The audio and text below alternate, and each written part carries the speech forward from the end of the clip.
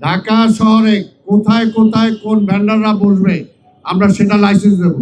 এইখানেও কিছু দোকানপাট আমরা দেব, কিন্তু সেটা আমাদের থেকে লাইসেন্স নিতে হবে, যাতে পরিষ্কার পরিচ্ছন্নতা রাখে, ঠিক থাকে। আমরা সব জায়গায় ভ্যান্ডারদের দেবো, কিন্তু কয়টা দেব? 10 জনের জায়গায় যদি আপনি এখন 1000 বসায় দেন তাহলে তো হবে না। যেখানে 10 জন দরকার আমরা 10 জনই দেবো, কিন্তু আমরা চিহ্নিত করে দেবো। সেখানে অ্যাসেনশিয়াল ড্রাগসের ব্যাপারও থাকতে পারে, অ্যাসেনশিয়াল নিডস যেগুলো আছে রুগীদের লাগে, আপনি বললেন, অবশ্যই সেটা আমাদের মাথায় আছে।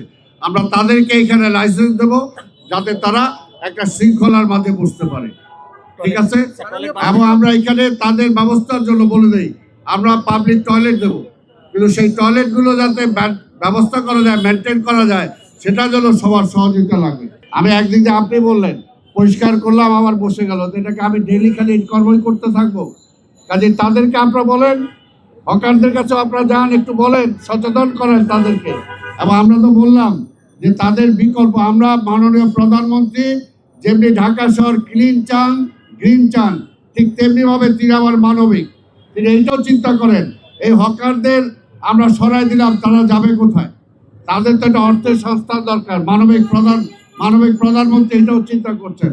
কাজে হকারদের উচ্ছেদ শব্দটায় আমরা আসতে চাই না, তাদেরকে পুনর্বাসনের জন্য আমরা বিকল্প ব্যবস্থা করব।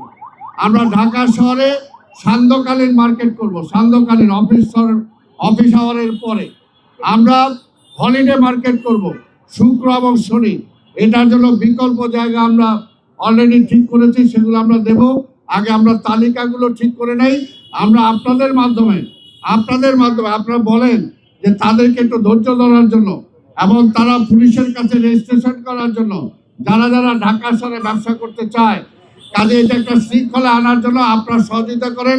কেউ যেন এইভাবে না বসে পড়লে পুলিশ উঠিয়ে নিয়ে যাবে, এরপরে মালামাল সহ নিয়ে যাবে, তখন তার ক্ষতি হবে। কাজে আমরা সেটা চাই না। মাননীয় প্রধানমন্ত্রী বারবার এই ব্যাপারে আমাদের দৃষ্টি আকর্ষণ করেছেন, আমাদেরকে বলেছেন যাতে গরিব মানুষ এদের কোনো অসুবিধা না হয়, এদের যাতে পুনর্বাসন করা যায় সেই ব্যবস্থাটা রেখে।